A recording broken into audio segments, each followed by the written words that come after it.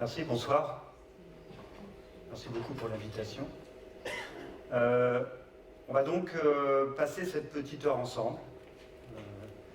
L'objectif pour nous, et puis pour moi en particulier, c'est de vous présenter un petit peu ce qu'on fait dans nos laboratoires de recherche autour des technologies pour la santé, notamment l'intelligence artificielle, comment ça peut être appliqué dans un contexte de neurochirurgie. Donc moi je m'appelle Pierre Jamin, je suis directeur de recherche à l'INSERM. Je ne suis pas médecin, j'ai une formation d'informatique, mathématiques, physique aussi. Par contre j'ai travaillé très rapidement avec des chirurgiens, avec des médecins. Et on travaille encore aujourd'hui ensemble à définir les outils de demain. Donc c'est pas une collaboration d'un jour, c'est vraiment une collaboration d'une vie. On partage ensemble cette culture et ce travail et cette motivation finalement. Alors on est localisé à Rennes, on voit le campus de Vigan, c'est la faculté de médecine, on est dans la faculté de médecine et on est connecté au centre hospitalier universitaire. Donc c'est ce qui explique aussi la proximité. On est proche, non seulement dans nos objectifs, mais aussi physiquement. L'équipe dans laquelle je travaille s'appelle Médicis, bon, c'est un nom comme un autre.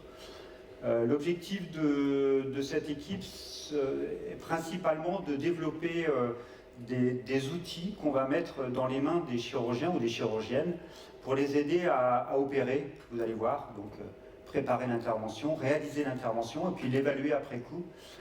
Aussi pour les former, je vous montrerai un petit exemple à la fin. Et donc l'objectif est globalement d'améliorer le résultat de la chirurgie grâce à l'utilisation de ces outils. Je vais prendre un exemple, parce qu'on a beaucoup de projets dans le laboratoire. On est à peu près 25 personnes à travailler ensemble. J'en parlerai un petit peu. On a beaucoup de projets. J'ai choisi de me focaliser sur un projet particulier autour de la stimulation cérébrale profonde pour des maladies neurologiques, notamment la maladie de Parkinson. Donc la maladie de Parkinson, c'est une des maladies neurologiques à troubles moteurs, on les appelle comme ça. Et la maladie de Parkinson, c'est une tendance de rigidité musculaire. Notamment, on voit cette difficulté, on appelle ça la kinésie, cette difficulté à démarrer les mouvements. La personne sait marcher, la mécanique musculaire et osseuse est là. Par contre, c'est le démarrage qui provient du cerveau, où là, il y a un problème, on voit bien, il a du mal à démarrer dans cette démarche-là. Un autre exemple qu'on voit ici, c'est Eric qui a la dystonie, il y a quelques années. Il est atteint de dystonie. La dystonie, ce sont des contractions musculaires involontaires, une rigidité musculaire involontaire. Vous voyez, des troubles graves de la motricité. Alors, on sait un peu comment ça marche, mais pas complètement, mais on sait un peu comment ça marche, d'où viennent ces troubles neurologiques. Ça se passe principalement au centre du cerveau, c'est là où est le problème. Comment, globalement, une activité de type marche, une activité motrice fonctionne au niveau cérébral? Il y a un ordre qui part de la surface du cerveau, on appelle ça le cortex, c'est lui qui donne des ordres. Il y a un ordre qui part, je veux marcher, qui part de la surface du cerveau et qui va, via des neurones, se propager au centre du cerveau, le contrôle du cerveau. Et cet ordre se balade dans des petites structures cérébrales profondes, on les appelle comme ça, pour finalement, à la fin, aller se propager aux muscles pour être réalisé via la moelle épinière. Alors c'est un petit peu plus complexe que ça, évidemment, parce qu'il y a des allers-retours, ça passe parfois un peu par le cervelet, ça remonte par le cortex, mais globalement, on voit bien que les choses se passent au centre du cerveau. Dans le cadre des maladies dont on a parlé, la dystonie ou la maladie de Parkinson, si on fait un petit zoom sur ce centre de cerveau, c'est vraiment au milieu là que se pose le problème. Alors, ce qui a été montré ces dernières années, c'est probablement, pour que cette circulation se passe correctement au milieu du cerveau, le cerveau utilise la dopamine. La dopamine aide l'information les commande à circuler dans ces structures profondes.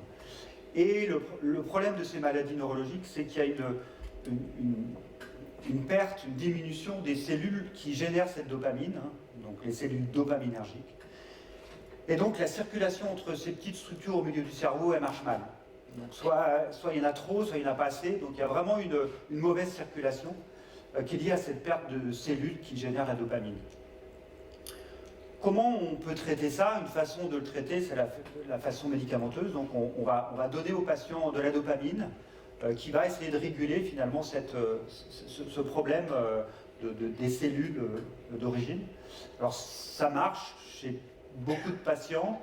Le problème, c'est que la dopamine qu'on donne par voie orale, comme ça, se disperse partout dans le cerveau. Donc on imagine bien que ce n'est pas focalisé là où il y a des problèmes, mais ça va un peu partout. Donc il y a des effets secondaires de ces traitements-là qui peuvent être parfois difficiles, et puis parfois ça ne marche pas, ce n'est pas suffisant. C'est pour cela qu'il y a environ une trentaine d'années maintenant, un neurochirurgien français, qui s'appelle le professeur Benabid, à Grenoble, a par hasard inventé une technique qui consiste à insérer au milieu du cerveau deux petites électrodes, très petites, donc dans les deux hémisphères, qui vont stimuler électriquement les petites structures qui fonctionnent mal au milieu du cerveau.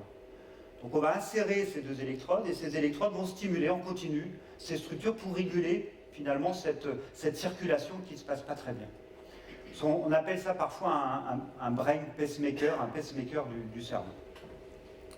Alors si on regarde le résultat, si on regarde Eric quelques années après, il a grandi, hein, et si on voit le résultat, ces troubles, ces contractions musculaires, il n'en a plus. On le voit là, 5 années après, il marche normalement. Donc il y a un effet qui est assez impressionnant. Ce qui est assez impressionnant dans cet effet-là, c'est qu'il est instantané. On voit un autre patient avec des tremblements. Ouais, vous avez vu, il démarre la stimulation avec sa télécommande, qui est comme la mienne là, et instantanément, quelques secondes après, ces tremblements s'arrêtent. Donc la stimulation cérébrale profonde, ça ne guérit pas la maladie, par contre ça arrête les symptômes de la maladie. Alors ce qui est aussi très impressionnant, c'est que chez ce patient, là, il nous montre le stimulateur, il est on, donc la stimulation électrique est en cours, il va l'enlever, et vous allez voir, ces symptômes, ces tremblements reviennent quasiment instantanément. Vous voyez, il a enlevé, et vous voyez, sa main recommence à trembler quasiment instantanément. Donc il n'y a pas une guérison, mais il y a un traitement. Donc ce qui fait que la stimulation électrique, elle est continue, elle doit être continue pour que ça fonctionne. Où on met quelles sont les structures que l'on stimule. Alors selon la maladie, il y a des structures différentes qu'on peut stimuler. La maladie de Parkinson, c'est principalement un petit noyau qu'on appelle le noyau sous-thalamique, mais il peut y avoir d'autres structures profondes qu'on stimule pour d'autres pathologies, comme la dystonie, c'est une autre structure qu'on appelle la GPI. Peu importe. Comment le chirurgien va mettre cette électrode au milieu du cerveau? Vous imaginez que c'est pas anodin comme procédure chirurgicale. Alors comment ils font aujourd'hui? Alors c'est énormément, c'est une procédure qui s'appuie énormément sur l'imagerie médicale. Donc le patient a un mois ou quelques semaines avant le patient ou la patiente, avant l'intervention, bénéficie d'une IRM, d'une imagerie par résonance magnétique, qui permet de bien voir le cerveau. Et puis le matin de l'intervention, le patient ici bénéficie d'un scanner qui permet de voir aussi un petit peu plus les structures, l'anatomie du patient, et surtout de positionner un cadre. On voit cet anneau là qui est autour du patient, qui va permettre d'être précis dans le positionnement de l'électrode. Les images vont dans le bureau de la neurochirurgienne. À Rennes, c'est une neurochirurgienne qui fait les implantations, professeur Aguelen, avec qui je travaille.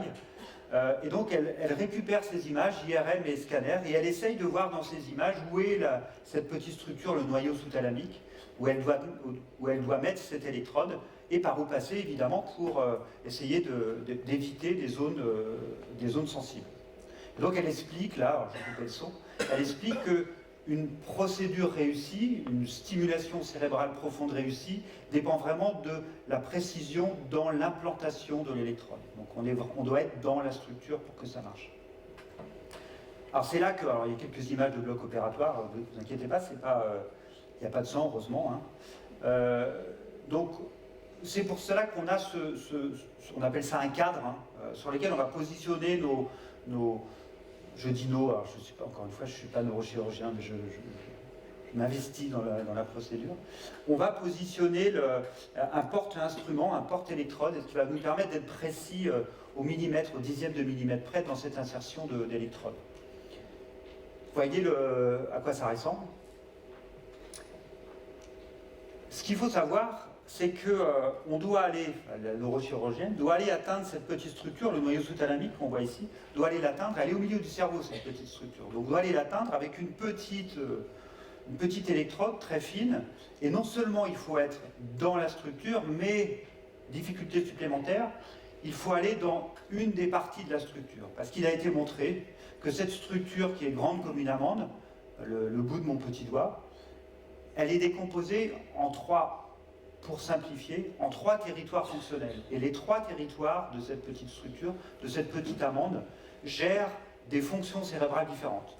Et donc dans notre cas, de la maladie de Parkinson, ou des tremblements, ou de la dystonie, il faut aller stimuler la zone sensorimoteur, qui est la zone verte en haut. Et si on stimule des zones différentes, ben on peut avoir des effets secondaires.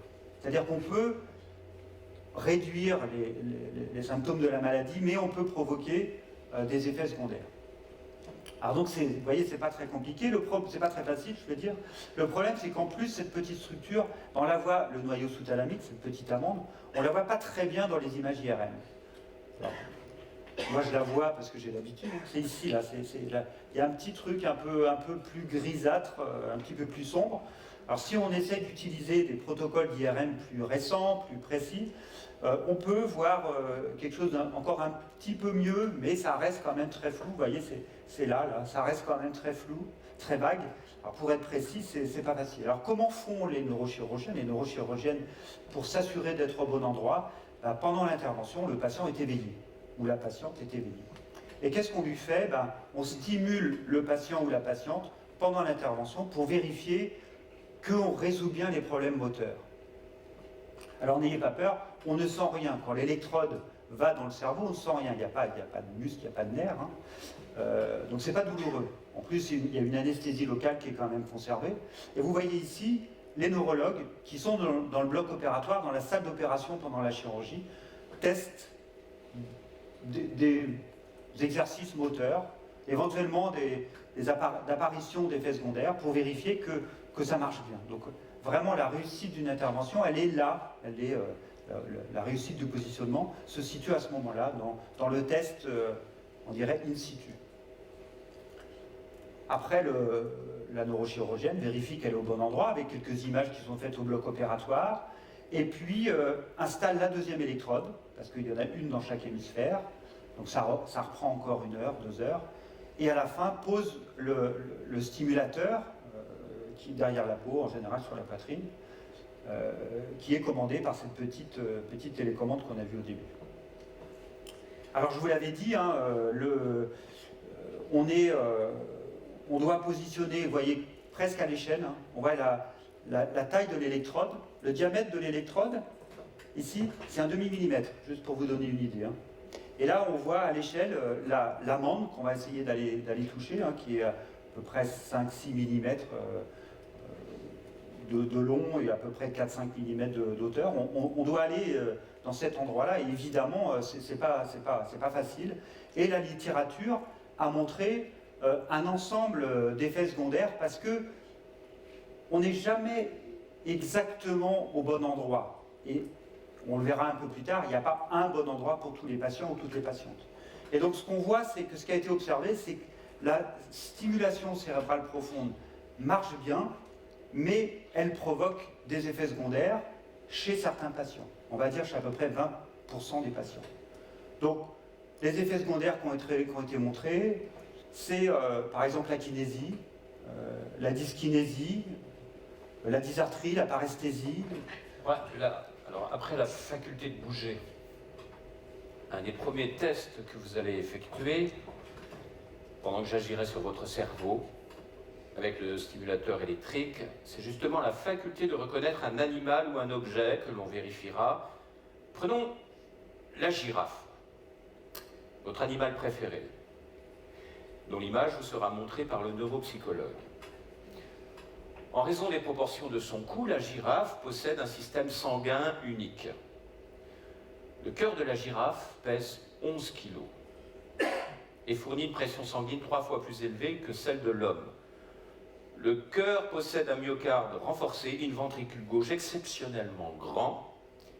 Le cœur de la girafe pompe 60 litres de sang et bat à 170 pulsations par minute, ce qui lui confère une pression artérielle double de celle de l'homme. Il s'agit en effet de pouvoir irriguer en permanence le cerveau et donc d'amener le sang bas du cou jusqu'en haut du cou. La girafe, ça fait 5 mètres, donc vous imaginez la pression qu'il faut. Je vous ai fait un petit schéma, j'ai dessiné un petit schéma de cou de girafe, je ne sais pas si tout le monde peut voir. Voilà, très bien. Alors, afin d'éviter une congestion cérébrale, la girafe dispose à la base du crâne d'un important réseau de vaisseaux très spongieux capable de dériver et ralentir l'afflux de sang. Le réseau permet à la girafe de se pencher sans problème.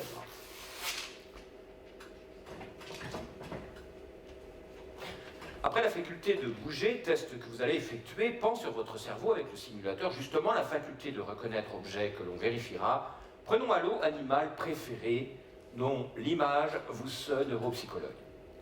En raison des proportions de son cou, la girafe possède un de la girafe, 11 kg, et fournit une pression sanguine l'homme.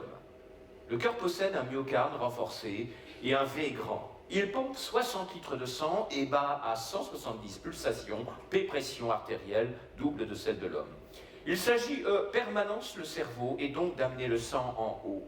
Afin d'éviter la congestion cérébrale, la girafe dispose 2 réseaux de vaisseaux très spongieux capables de dériver. Le réseau permet à la girafe de se pencher sans problème.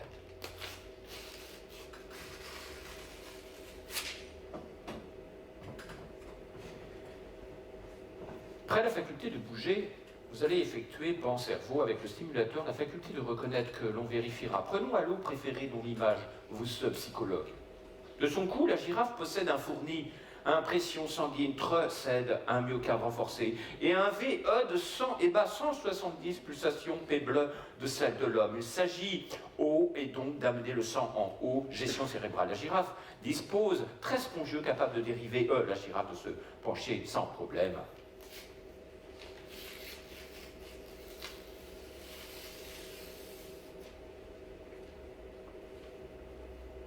De bouger, vous allez effectuer par le simulateur de reconnaître Pre, Allo, l'image, vous, CAF, possède un 11 sanguine, on sait de V70 pulse, me, il s'agit, et 100 en haut, AF, dispose A de dériver en problème.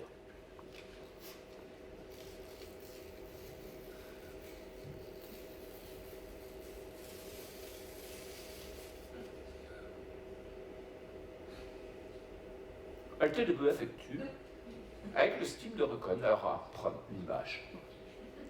A fait pour an, or c'est 70 pulses, me sent, a fait distant de peu, de pro.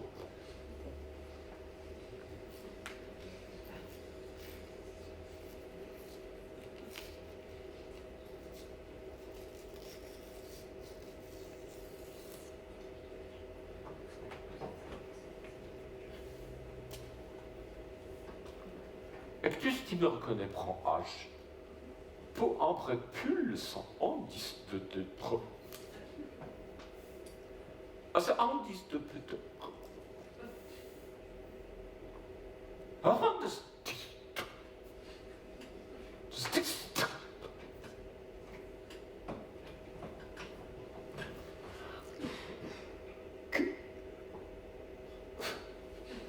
Comment aider le chirurgien ou la chirurgienne? Comment? Comment? Dans cette procédure difficile, très difficile, on l'a vu, et dans ce cerveau complexe, très complexe, c'est là qu'on intervient, nous, les chercheurs, enfin, mon équipe de chercheurs, les étudiants, les doctorants, les postdocs, les ingénieurs, qui développent avec moi les outils basés sur les technologies du numérique, et notamment sur l'imagerie médicale. Comment on peut faire? première chose, on va partir de l'imagerie médicale. L'imagerie médicale, on voit une coupe IRM ici, c'est une imagerie qu'on appelle numérique. C'est-à-dire que quand on zoome sur cette image, c'est une somme qu'on appelle des pixels, de petits points qui ont une valeur. Chaque point a une valeur. C'est un niveau de gris, hein, tout simplement. Plus c'est blanc, plus c'est fort, plus ce niveau est élevé. Et donc on arrive à représenter l'anatomie du patient par une série de chiffres. Et à partir du moment où on a des chiffres, nous, les informaticiens, les mathématiciens, on est contents parce qu'on peut travailler sur ces chiffres. On peut analyser ces chiffres, et donc on peut, ce qu'on dit, traiter les images, faire du traitement d'images médicales. Alors par exemple, qu'est-ce qu'on peut faire? À partir de l'image IRM du patient ou de la patiente, on peut extraire les structures principales, les objets anatomiques, les structures anatomiques principales, comme la peau évidemment, la surface du cerveau, le cortex dont on parlait tout à l'heure, les sillons corticaux, donc c'est ces petits plis du cerveau qui souvent délimitent les zones fonctionnelles, et puis aussi les structures qui sont à l'intérieur, les ventricules par exemple. Mais bon, c'est pas suffisant, parce qu'on a dit on ne peut pas aller segmenter on ne peut pas aller isoler, reconnaître dans ces images-là cette petite amande, ce petit noyau sous-thalamique qu'on cherche à stimuler. Alors comment on va faire? On a proposé une méthode qui s'appuie sur les images qui sont disponibles. On s'est dit, ce qu'on va faire pour avoir plus d'informations, on va moyenner, alors c'est quelque chose que les gens qui font du traitement de signal ou du traitement d'image connaissent bien. Quand on a beaucoup de bruit, quand on n'arrive pas à voir dans un signal, on mesure plusieurs fois le même phénomène, et puis on fait la moyenne de tout ça. Et normalement, le bruit qui est aléatoire doit s'enlever. Et donc, on doit avoir une meilleure information. Donc, on est parti de cette hypothèse-là en disant, on va récupérer des IRM d'une population de patients qu'on a opéré à Rennes, une cinquantaine de patients parkinsoniens, et on a déformé ces IRM pour pouvoir faire la somme, la moyenne de toutes ces IRM. Donc, on l'a déformé avec des méthodes qu'on a développées. On les voit avant qu'on les déforme, quand elles sont toutes dans leur orientation. Et puis là, on les cadre, on les met à peu près à la même taille. Et puis après, on somme toutes ces IRM pour créer ce que nous on appelait une super IRM. Et dans cette super IRM, finalement, elle est plus lisse et on arrive mieux à voir ce noyau sous-thalamique là. Il est plus, alors je ne sais pas si vous le voyez mieux, mais moi je le vois mieux. Enfin, on va dire les neurologues et neurochirurgiens les voyaient mieux. Et donc on a une première étape. Et puis la deuxième étape, on a demandé à cette neurochirurgienne avec qui on travaille, qui est aussi prof en anatomie, de peindre sur les images ces structures anatomiques de cette super IRM. Et donc elle a dessiné à la main tout ce qu'on appelle les structures profondes, les noyaux gris centraux, c'est ça leur nom, dont le noyau sous-thalamique, notre petite amande, elle est là, elle l'a dessiné. On la voit là, elle l'a dessiné au milieu de cette super IRM. Et grâce à ce moyen de passer d'un cerveau d'un patient à un autre cerveau, c'est ce qu'on appelle le recalage, c'est notre charabia à nous, on arrive à reprojeter cette petite structure peinte sur la super IRM dans les IRM de chaque patient, en tenant compte des différences anatomiques. On arrive à compenser les différences anatomiques pour reprojeter la structure identifiée par la neurochirurgienne sur une image, pour la reprojeter sur les images des autres patients. Alors ça nous donne quoi? On arrive à avoir un genre de patient virtuel 3D qu'on reconstruit à partir des images IRM de chaque patient, où on voit les structures individuelles et aussi les structures profondes, et notamment la petite structure qu'on cherche à stimuler. Donc première étape, on va traiter les images, et la neurochirurgienne peut, à partir de ces images, définir la trajectoire, c'est-à-dire définir là où elle veut stimuler, être dans le noyau sous-thalamique, dans cette petite structure ici, là, et quel chemin suivre pour atteindre ces structures, quel chemin va être suivi par l'électrode. Et donc évidemment, en évitant certaines structures anatomiques qu'il faut éviter dans le cerveau. Donc ça, c'est ce qu'on appelle la préparation, le planning chirurgical. C'est comment la neurochirurgienne prépare son geste opératoire et définit là où elle veut aller et par où elle veut rentrer. Deuxième phase sur laquelle on a travaillé, la phase qu'on dit intra-opératoire, c'est-à-dire pendant la chirurgie, dans le bloc opératoire. Pour pouvoir donner ce cerveau virtuel du patient, le rendre disponible à la neurochirurgienne pendant l'intervention, Et pour pouvoir faire le lien entre le patient réel qui est dans le bloc opératoire allongé sur le lit et ces images virtuelles, on va utiliser des systèmes qu'on appelle des systèmes de navigation. Je ne vais pas rentrer dans le détail, hein. On ne les utilise pas que dans la chirurgie, pas que dans la médecine. C'est globalement un GPS local qui est installé dans la salle d'opération et qui va pouvoir détecter la position du patient et la position des instruments chirurgicaux des neurochirurgiens. On appelle ça un système de navigation, parce que c'est une analogie avec la navigation maritime. Gardez juste l'idée que c'est un GPS qui permet de repérer les instruments du chirurgien dans les IRM, dans les cartes de navigation, qui sont les IRM du patient. Alors je vais passer rapidement dessus. Alors ce qu'on voit, ce que ça permet de faire, c'est que le chirurgien ou la chirurgienne peut, avec son instrument chirurgical, désigner un endroit sur le patient réel et voir dans un ordinateur qui est dans le bloc opératoire pendant la chirurgie, voir où il ou elle est exactement dans les images IRM. Donc de se retrouver par rapport à ce qui a été préparé. On voit ces systèmes dans le bloc opératoire. Il y en a dans quasiment tous les blocs opératoires des services de neurochirurgie en France aujourd'hui.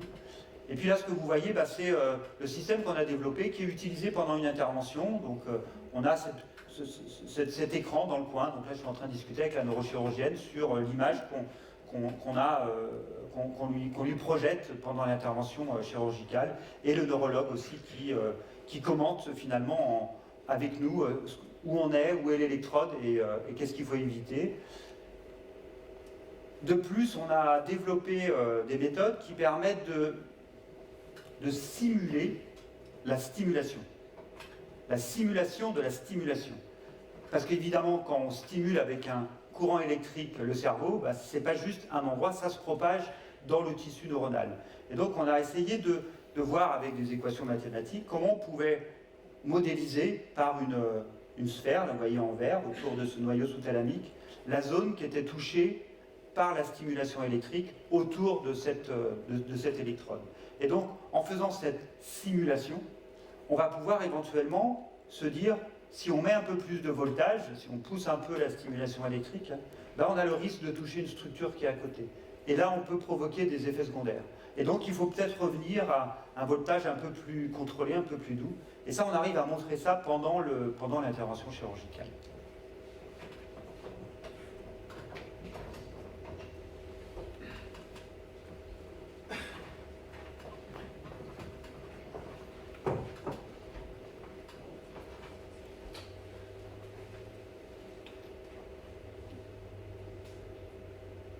Je suis actuellement assis dans le cabinet du docteur Marchand, le neurologue, recommandé par le docteur Aragon. Un type bien. Il vient de m'ouvrir le sommet de la boîte crânienne. Pas d'inquiétude, c'est pour le travail. Être conscient pendant l'opération, c'est important, sinon ils ne pourront pas détecter mes zones de somnambulisme. Et si j'en ai, je vais pouvoir les visionner. Ça me fera des anecdotes pour mon montage poétique. Ça y est! Il s'approche avec une sorte de paille qu'il met juste à la surface de mon cerveau. La paille est reliée à une télé. Devant la télé, il y a un type qui scrute l'écran avec un sandwich à la main. C'est le spécialiste en imagerie du cerveau. C'est le gars qui donne la direction au chirurgien. Le cerveau, c'est un carrefour d'autoroute, on peut s'y perdre. Attention! L'image va apparaître à l'écran. Monsieur Languille, le docteur Aragon m'a parlé de vos troubles. On va regarder ça de plus près. Rassurez-vous, nous ne rentrons pas dans le cerveau. Il est trop épais. Nous restons juste à la surface. Du moment que ça me fasse avancer dans mes montages poétiques. Fernand, je suis où, là? En Mayenne. Attends. Oh, merde, attends, je me rapproche. Et là, tu vois quoi? Une ferme. C'est chez mes parents. Attendez, monsieur, c'est déjà assez compliqué comme ça. Bon, Fernand, je vais à droite ou je vais à gauche? Oh là là, tu peux y aller. Il y a au moins 200 hectares. Oh là là, je le vois. Qu'est-ce que tu vois? C'est notre Philippe. Il a quel âge? 20 ans. Il est assis avec un type devant un arbre. C'est mon père. Oh merde. Mon père. On faisait les vendanges ensemble. Il était agriculteur au MODEF, le parti communiste des paysans. Il traversait une bourse sur son vieux tracteur tout en fumant sa pipe. C'est lui qui m'a appris le nom des arbres. Je me souviens, il s'arrêtait et il disait « Ouais ça, Philippe, ça, c'est un hêtre. Ah oui, donc oui, c'est un hêtre. Merde, on est dans un souvenir, ça ne nous intéresse pas. Bon, oui, mais dépêchez-vous parce que... Oui, votre montage poétique, oui, je sais. Bon, Fernand, tu vois la fibre juste au-dessus de l'hypothalamus. Affirmatif. Tente un looping par la droite. Sur quel diamètre? Celui que tu veux, je m'en fous. Au pire, monsieur Languille, pour votre montage de poème, je pourrais toujours vous prêter mon Vidal. Il y a de quoi lire.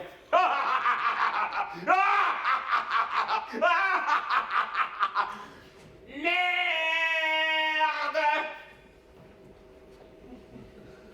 Un problème. Je suis en plein dans son surmoi. Oh non, pas maintenant. On ne pourra jamais gaucher. Bon, écoutez, monsieur Languille, en présence de votre surmoi, on est obligé de vous laisser en tête-à-tête. Mais pas plus de 5 minutes. Compris? Coléoptère Unco. Oui, oui. Bon. Bien. Bon. Parfait, parfait. Des pattes. Parfait, des pattes. Bien. N'est-ce pas? Par centaines. Bon. Des pattes. Et milliers et millions. Oh là là. Par milliards et par tonnes des pattes. Eh oui. Ah oui. Oh combien? Tonnes et sur tonnes. Parfait. Comment parfait? Si, si. Les 10 petits phares parasites des... Oh oh. Pont des nains. Ni plus ni moins.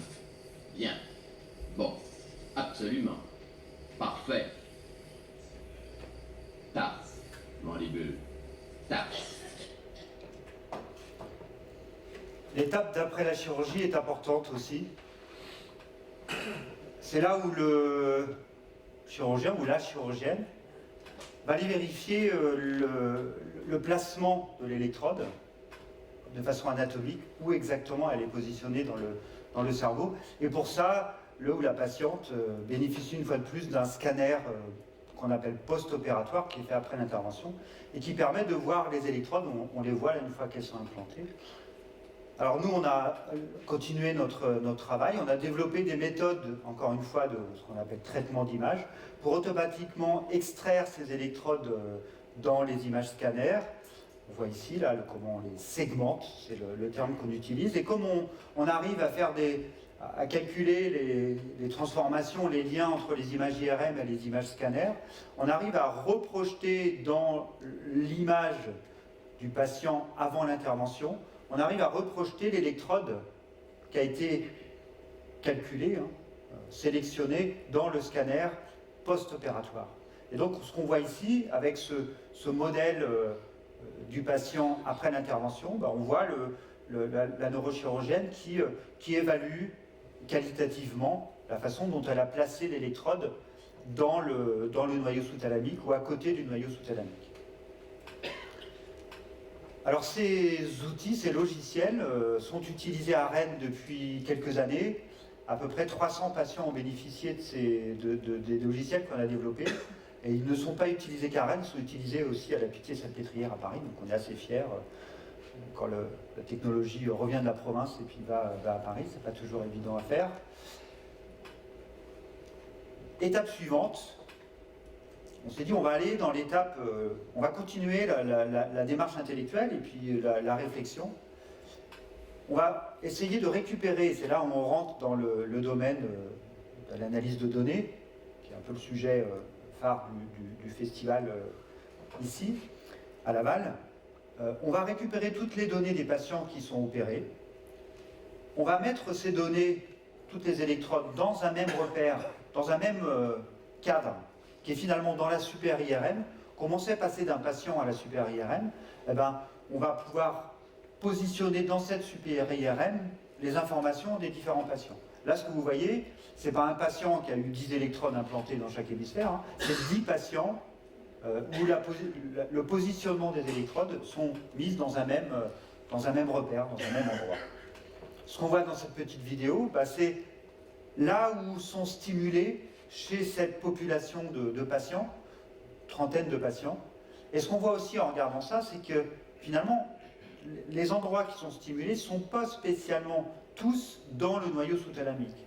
Beaucoup sont à côté, beaucoup sont un petit peu au-dessus du noyau sous-thalamique. Et ce que les experts, les neurochirurgiens, les neurologues admettent aujourd'hui, c'est que finalement, ce n'est pas exactement le noyau sous-thalamique qu'il faudrait peut-être stimuler, mais des zones à côté du noyau sous-thalamique. Et peut-être que ce serait différent en fonction de familles de patients. Donc c'est ce qui fait qu'on voit cette variabilité dans les résultats dans cette population. Donc déjà, on voit la variabilité anatomique, donc spatiale, où ça a été stimulé.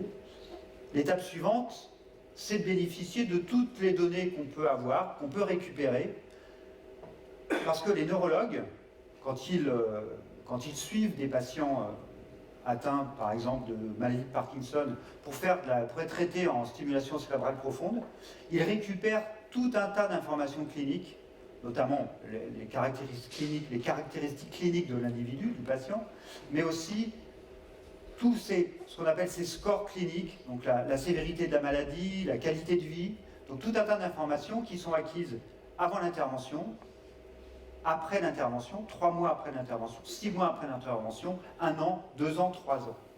Et donc l'idée, c'est de récupérer toutes ces données et de les analyser. Et donc ces données, on va les analyser avec de l'intelligence artificielle.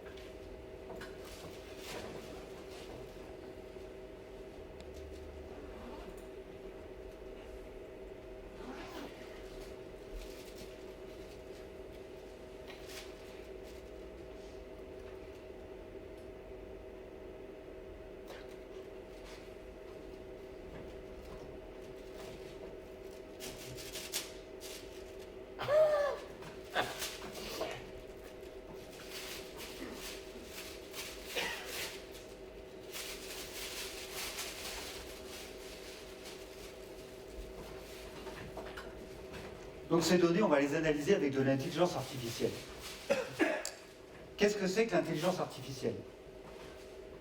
Donc c'est une méthode pour analyser les données, encore une fois, et d'essayer de prédire, d'anticiper, de comprendre, pas comprendre, de prédire, dans notre cas, quand la stimulation cérébrale profonde marche, et quand ça ne marche pas, ou quand ça marche moins bien. Donc c'est ça qu'on a comme objectif, et c'est dans cet objectif-là qu'on va utiliser l'intelligence artificielle. Le problème de notre contexte, c'est que pour imaginer, prédire quand ça marche et quand ça ne marche pas, il faudrait avoir un modèle du cerveau où on comprend tout le fonctionnement, on comprend toutes les zones, on comprend toutes les connexions, et puis on simule quelque chose, et puis ça nous dit, bah non, ça marche pas. Donc il faudrait avoir une grosse équation mathématique qui explique tout le fonctionnement cérébral. Hélas, on n'a pas ce modèle aujourd'hui, on n'a pas les connaissances dans le monde pour avoir ce modèle cérébral. Alors comment on peut faire? C'est là où les méthodes d'apprentissage automatique, qui sont derrière l'intelligence artificielle d'aujourd'hui, c'est là où les méthodes d'apprentissage automatique peuvent nous aider. L'idée derrière ces méthodes d'apprentissage automatique, c'est d'apprendre à partir des données. Donc d'utiliser les données pas de partir d'un modèle pour essayer d'aller vers les données, d'expliquer ce qu'il y a dans les données, mais vraiment la démarche inverse. On part des données et on essaye de prédire à partir de ces données quelque chose qui pourrait correspondre à un modèle si on l'avait. Ce sont des méthodes qui, à l'origine, proviennent de choses toutes bêtes. Les premières applications, ça a été de reconnaître un chat dans une image, ou un cheval, ou un chien.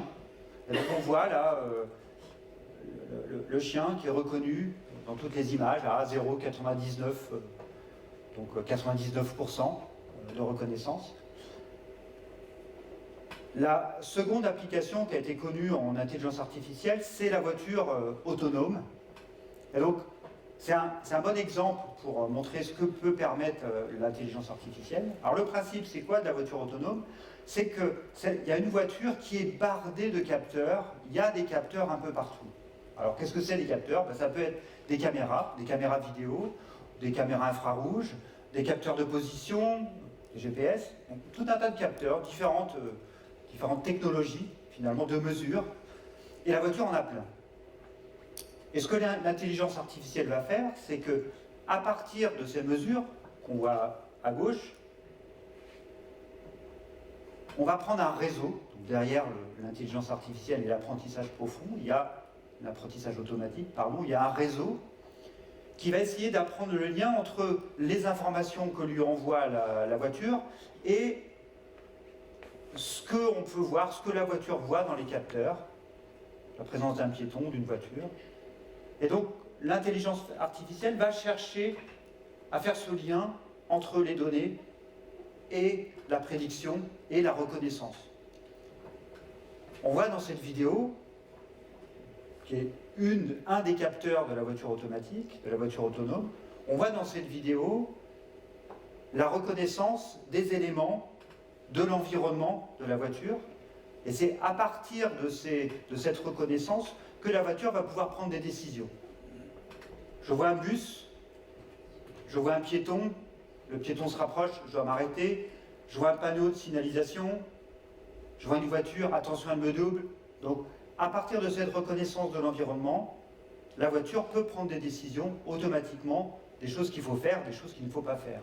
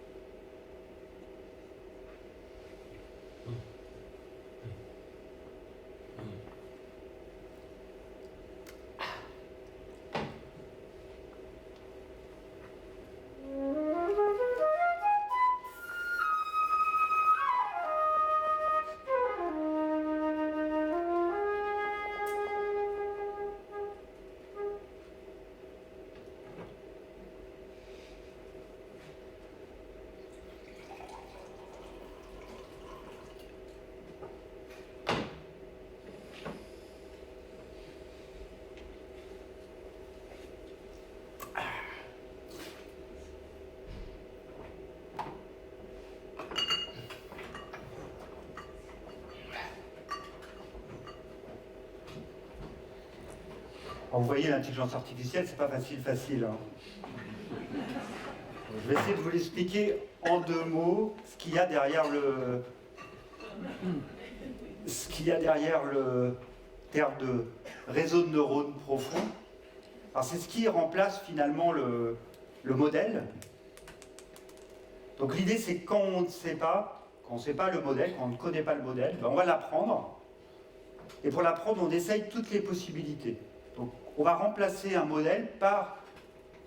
On va essayer de calculer une équation, une formule mathématique hyper compliquée, avec des millions de paramètres, vraiment des millions de paramètres. Et pour ça, on va essayer toutes les possibilités.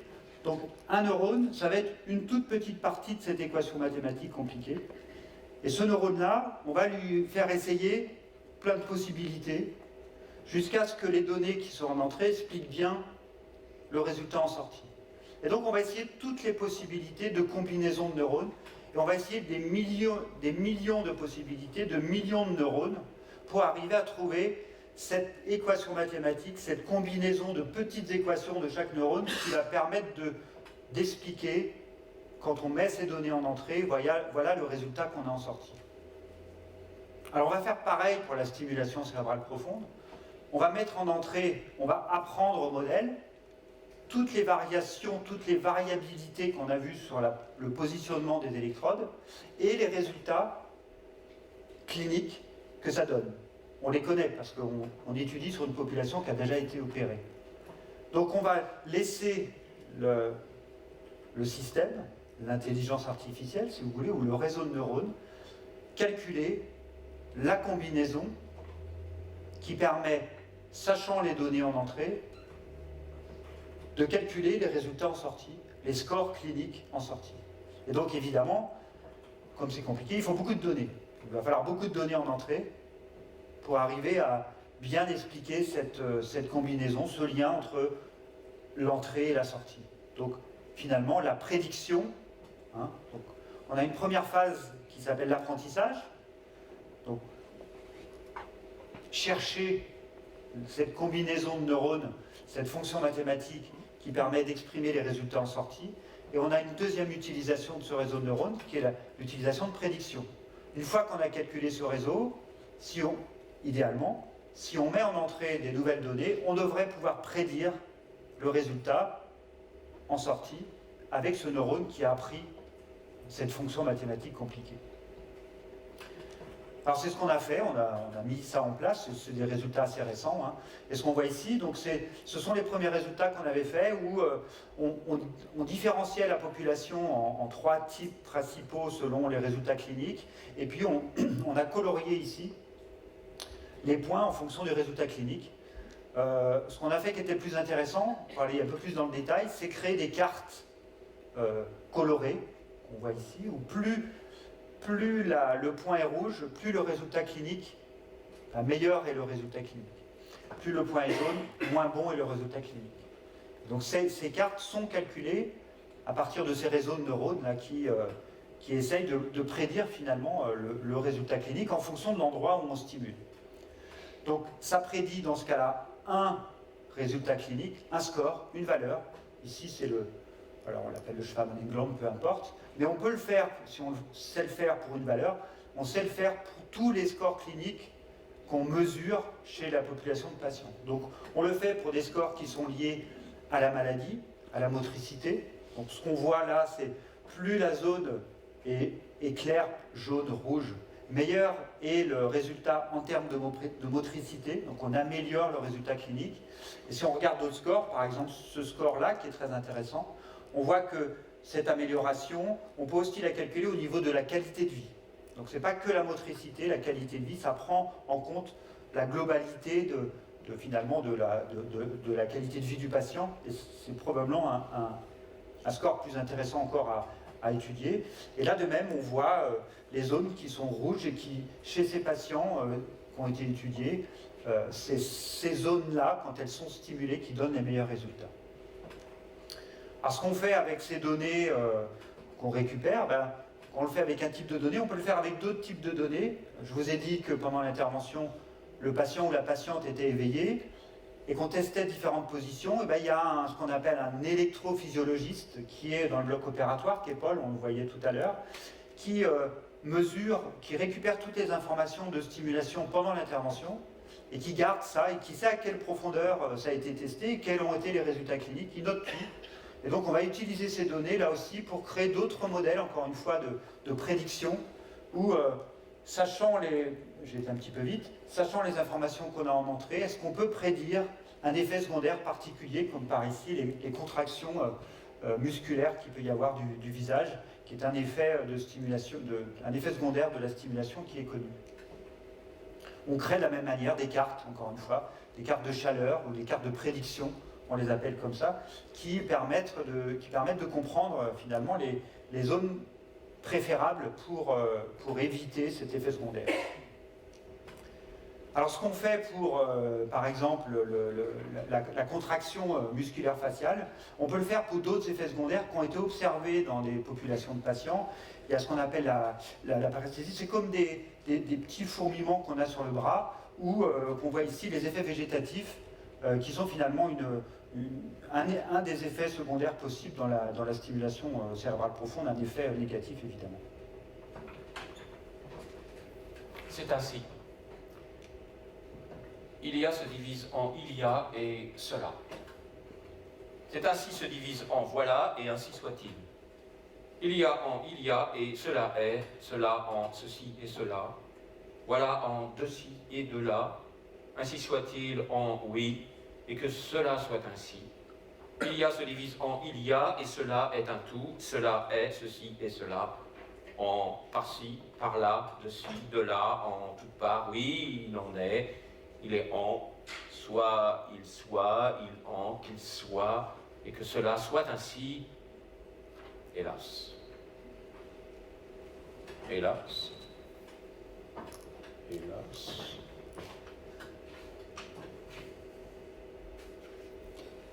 Passe sa main droite sous son coude gauche.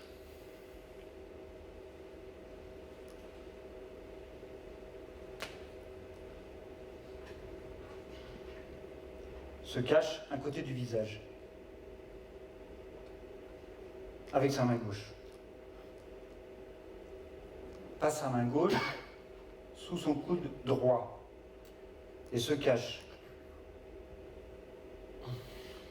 l'autre côté du visage avec sa main droite. Retire sa main droite de son coude gauche, retire sa main gauche de son coude droit, se cache le visage avec ses mains. Avec la main droite, car l'autre s'est égaré, avec la main gauche, car l'autre s'est effacé, avec la main égarée sous le coude sans bras, avec la main effacée sous le bras sans coude, sans main ni visage, bras dessus, bras dessous. Madeleine cache Madeleine, Madeleine cache Madeleine, Madeleine.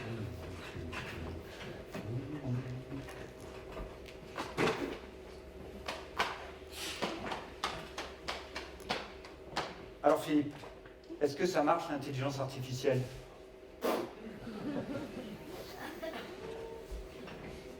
Évidemment, il faut se poser cette question. Et pour ça, la façon dont on vérifie les capacités, les performances d'un système d'intelligence artificielle, c'est finalement assez simple. On va prendre la base de données qu'on a, tous les patients où on connaît, où ils ont été stimulés et les résultats cliniques que ça a donné. Et puis on va la diviser en deux. Une partie de cette base de données va être utilisée pour apprendre le réseau, et puis une partie va être utilisée pour tester le réseau. Sur la partie où on va apprendre, on va donner au réseau où on a stimulé et les résultats que ça a provoqué. Sur la partie où on va tester, on va donner au réseau où on a stimulé, et on va demander au réseau de prédire les résultats cliniques. Et comme on a la base de données, c'est une base de données d'apprentissage, c'est une base de données sur laquelle on a les résultats, on va vérifier si la prédiction est bonne ou si elle n'est pas bonne. Et donc ça nous permet d'avoir un pourcentage, une erreur, une incertitude sur cette prédiction. Alors évidemment, on ne peut pas s'attendre à 100% de précision, Et dans les travaux qu'on fait, on est en train d'essayer d'améliorer les capacités de prédiction des systèmes. Une des façons de faire, c'est d'augmenter le nombre de données pour apprendre, d'augmenter les différents types de données pour aider le réseau à apprendre, et puis travailler sur des nouveaux réseaux aussi, et des nouvelles stratégies d'apprentissage. Ça, c'est des choses qu'on fait au laboratoire. Cette carte de prédiction qu'on calcule, une carte de chaleur, une carte de couleur, on la calcule, comme on avait dit, comme elle est calculée sur un ensemble de patients, on la calcule dans cette super IRM, on la projette sur cette super IRM, où on sait mettre toutes les données des patients. Mais comme on sait aussi revenir de la super IRM au patient, vous vous rappelez, c'est comme ça qu'on a projeté le noyau sous-thalamique dans l'IRM du patient, eh bien on sait aussi projeter ces cartes de prédiction dans l'IRM du patient. Et en faisant ça, ça nous permet de donner à la neurochirurgienne une information supplémentaire quand elle va préparer son intervention et chercher la meilleure zone à stimuler. Façon de faire. Alors on continue à travailler, encore d'autres choses, et notamment, je vous ai parlé tout à l'heure, au début de la présentation, sur la façon dont les commandes, les ordres circulent dans le cerveau en partant du cortex, de la surface du cerveau, en allant à l'intérieur du cerveau, dans les structures profondes. Cette communication de l'information passe à travers des neurones et des paquets de neurones qu'on appelle des fibres.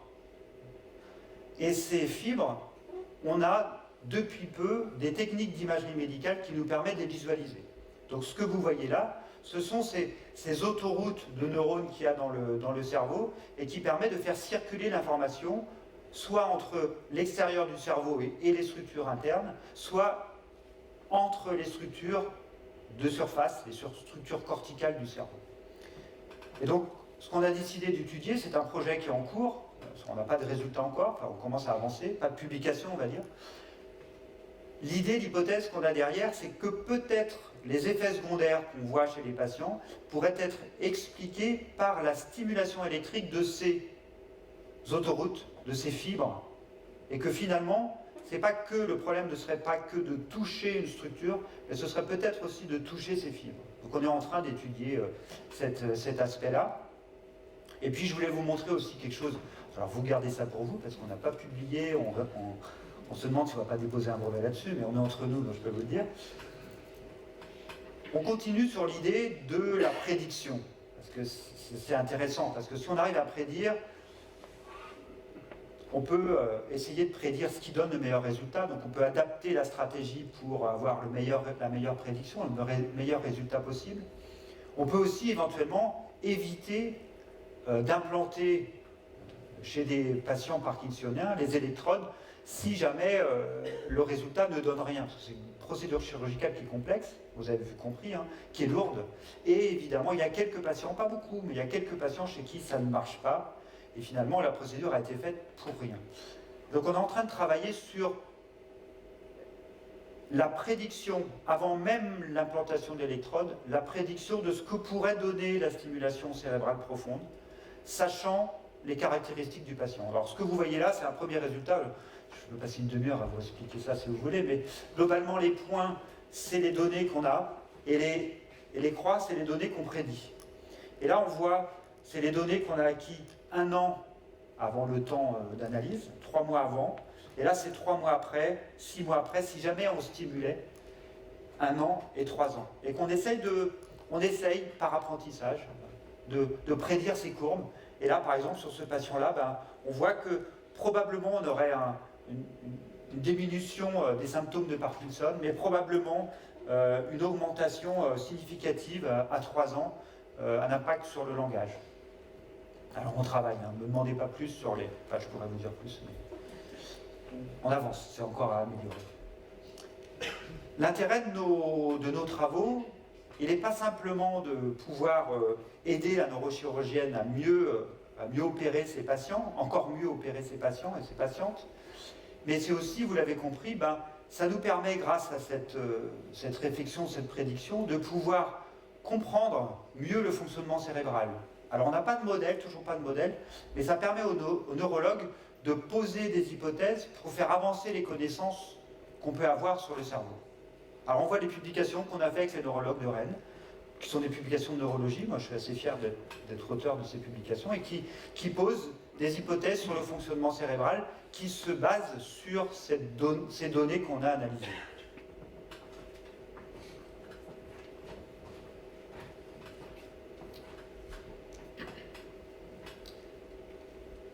J'étais dans une imprimerie en enfer et je vis la méthode par laquelle la connaissance est transmise de génération en génération. Dans la première chambre se trouvait un homme dragon en train d'évacuer les déblais à l'embouchure d'une caverne.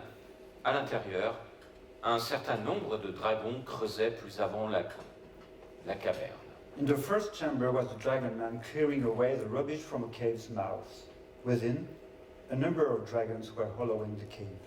Dans la deuxième chambre se trouvait une vipère enserrant la roche et la caverne, et d'autres l'ornaient d'or, d'argent et de pierres précieuses. In the second chamber was a viper folding round the rock and the cave, and others adorning it with gold, silver and precious Dans la stones. troisième chambre se trouvait un aigle avec des ailes et des plumes d'air.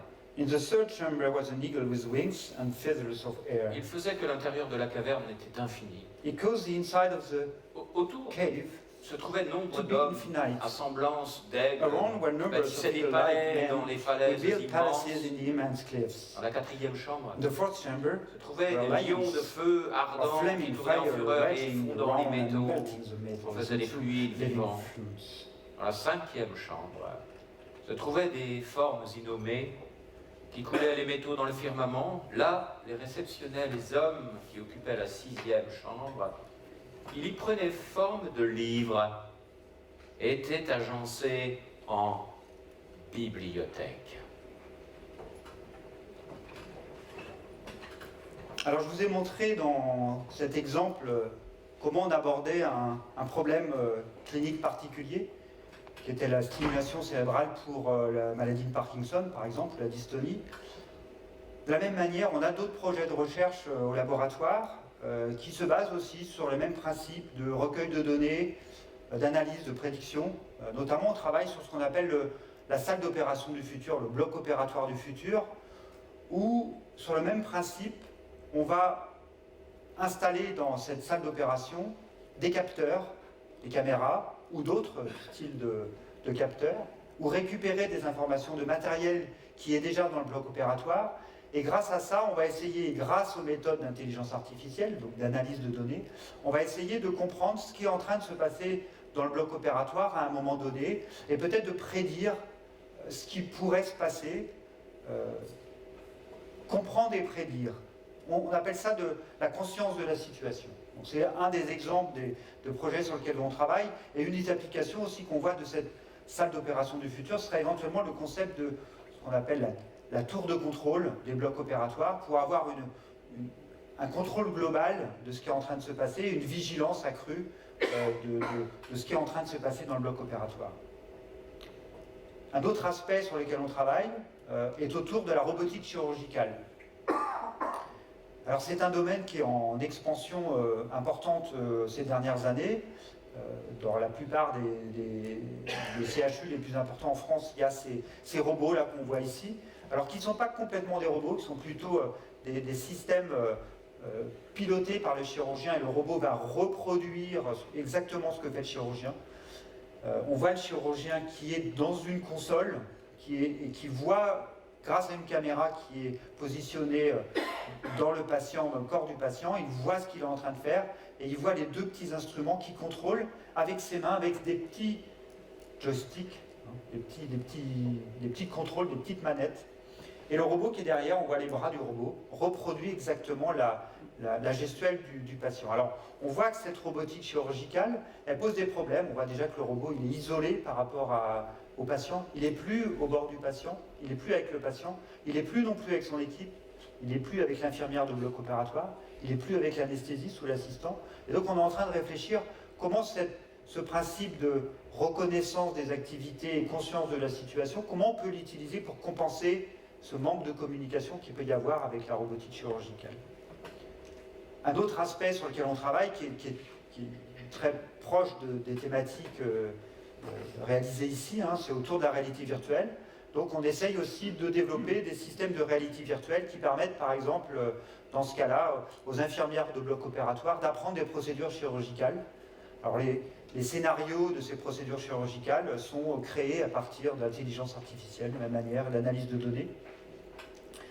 Et puis, on essaye aussi de développer d'autres scénarios de réalité virtuelle qui permettent de travailler des compétences qui sont moins techniques, qui sont ce qu'on appelle non techniques, comme la conscience de la situation, un autre point de vue, où ici l'infirmière ou la personne du bloc opératoire doit essayer de trouver les erreurs qui sont dans ce bloc opératoire virtuel.